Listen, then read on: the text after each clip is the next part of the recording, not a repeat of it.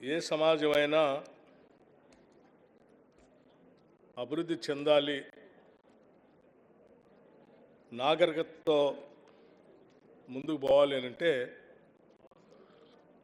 తప్పనిసరిగా దానికి కావాల్సింది విద్య. ఆ విద్యను అందించడానికి కావాల్సింది గురువు.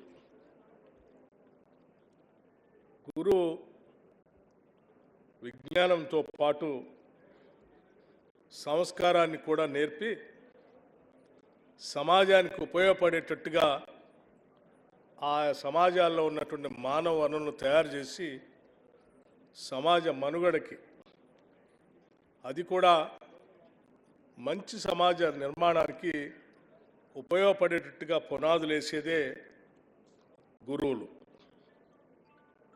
గురువులు ఎంత గొప్పవాళ్ళు అయితే ఆ సమాజం అంత గొప్పగా ఉంటుంది. గురువులు ఎంత ఉన్నతంగా అభ్యుదయ భావాలతో ఉంటే ఆ సమాజం కూడా వారితో స్ఫూర్తి పొంది ప్రోగ్రెసివ్గా ఎదగటానికి కూడా ఉపయోగపడుతుంది. అదృష్టం కొద్దీ మన రాష్ట్రంలో మనకు అందుబాటులోకి వచ్చిన గురువులందరూ కూడా గొప్పవాళ్ళు, ప్రోగ్రెసివ్ ఆలోచన కలిగినటువంటి వాళ్ళు. అటువంటి గురువులు రాష్ట్ర వ్యాప్తంగా మనకి ఉన్నందుకు ఈ గురు పూజోత్సవ సందర్భంగా రాష్ట్ర ప్రభుత్వం తరఫున చాలా సంతోషపడతా ఉన్నాం, గర్విస్తూ ఉన్నాం కూడా. ఎందుకనంటే రాష్ట్ర ప్రభుత్వం తరఫు నుంచి ఎప్పుడు ఏ విధానపరమైన నిర్ణయాలు తీసుకున్నా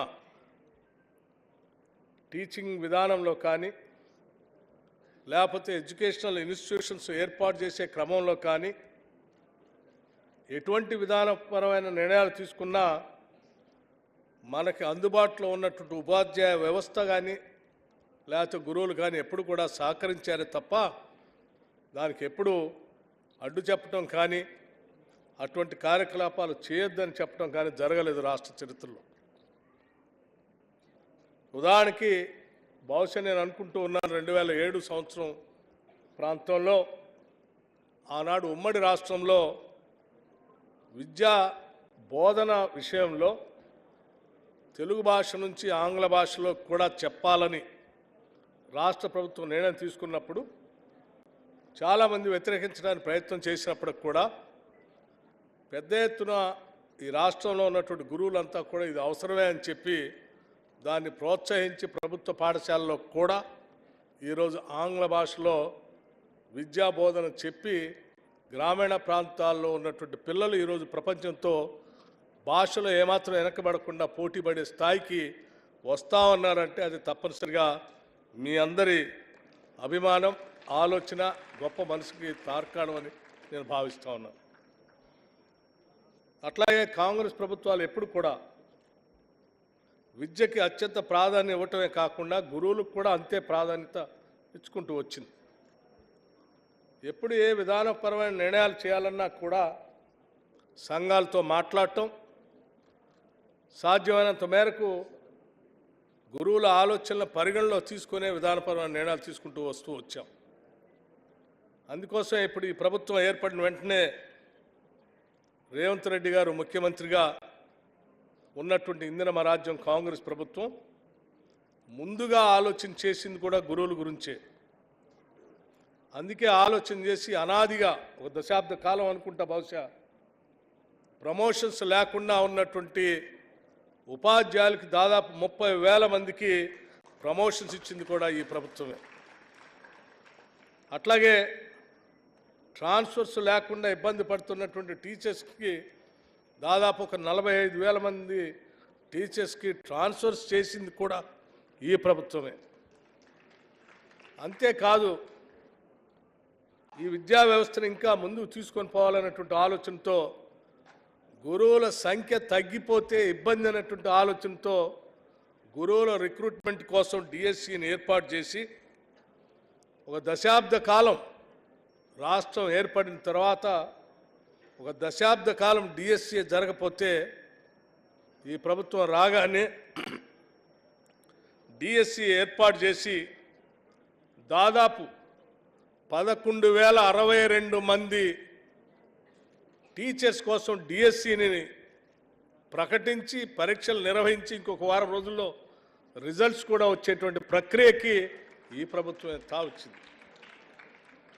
ఇంకొక 6,000 పైబడి డిఎస్సి సంబంధించి చేయటానికి భవిష్యత్తులో కూడా ప్రణాళిక సిద్ధం చేసుకుని ముందుకు పోతా ఉన్నాం. అంతేకాదు మన సమాజం ఇంకా ముందుకు పోవాలంటే ప్రపంచంతో పోటీ పడేటట్టుగా విద్యా విధానంలో మార్పు రావాలి. కావాల్సినటువంటి ఫెసిలిటీస్ కూడా మనం అందించాలనేటువంటి ఆలోచనతోనే యావత్ రాష్ట్ర మంత్రిమండలి మొత్తం ఆలోచన చేసి ఈరోజు ఒక విధానపరమైనటువంటి నిర్ణయాన్ని తీసుకొని ఆ పాఠశాలకు సంబంధించినటువంటి అక్కడ వసతులు కల్పించడం కోసం అమ్మ ఆదర్శ పాఠశాలని ఏర్పాటు చేసి మహిళా సంఘాలకు బాధ్యతలు అప్పచెప్పి దాదాపు 667 కోట్ల రూపాయలని ఈ పాఠశాల కోసం వెచ్చించే కార్యక్రమాన్ని కూడా చేపడుతున్నాం. అట్లాగే ఈనాటి వరకు కూడా ఆ ప్రభుత్వ పాఠశాలలో ఆ పాఠశాల పారిశుద్ధ్యానికి సంబంధించి ఎటువంటి స్వీపర్స్ని నియమించడం కానీ లేకపోతే వాళ్ళకు సంబంధించినటువంటి జీతభత్యాలు ఇచ్చే ప్రక్రియ లేకుండా ఉండటం వల్ల పాఠాలు చెప్పేటువంటి గురువులే ఆ పాఠశాలను ఊడ్చుకోవాల్సిన పరిస్థితులు కూడా గమనించి ఈ ప్రభుత్వం దాదాపు 136 కోట్ల రూపాయలతో శానిటేషన్ వర్క్స్ని ఈ ప్రభుత్వ పాఠశాలన్నిటికీ ఇవ్వాలని చెప్పి నిధులు కేటాయించి ఈ సంవత్సరమే ఈ ఫైనాన్షియల్ ఇయర్లోనే నిర్ణయం తీసుకొని డబ్బులు రిలీజ్ చేయడం కూడా జరిగింది. అంటే విద్యా వ్యాప్తి పైన అట్లాగే గురువుల బాధ్యత పైన కూడా ఈ ప్రభుత్వం ప్రత్యేక దృష్టి పెట్టి ముందుకు పోతా ఉంది.